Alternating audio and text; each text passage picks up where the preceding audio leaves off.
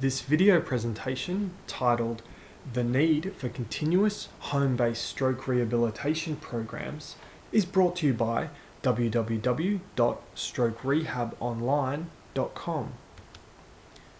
A very important factor in long-term recovery is continuing stroke rehabilitation at home.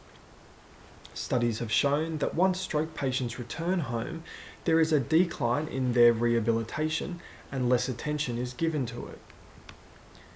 The Behavioural Risk Factor Surveillance System conducted research in 2005 and concluded only 31% of stroke survivors receive outpatient rehabilitation. This resulted in lower rates of functional status and decreased the quality of life. In longer-term studies, it also shows that less than 10% of people after a stroke receive occupational or physical therapy.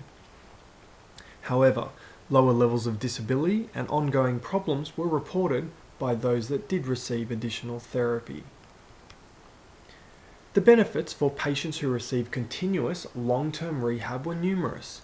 Patients were able to learn new strategies to compensate for abilities lost, create new neural connections to bypass damaged brain cells, decreased medical complications, reduced the risk of another stroke, and made the most of their new functional abilities. Financial factors are one obstacle in the way of therapy, therapists and professional caregivers. Ongoing compliance of patients can also interfere with follow-up treatment, especially for those who may feel better or have become independent already. But the biggest challenge comes in the transfer of information and technology to those who will actually use it.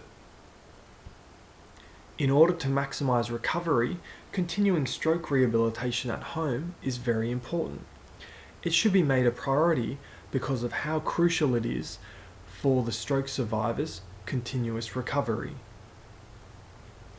For all the latest information on stroke rehab and stroke recovery, go to www.strokerehabonline.com.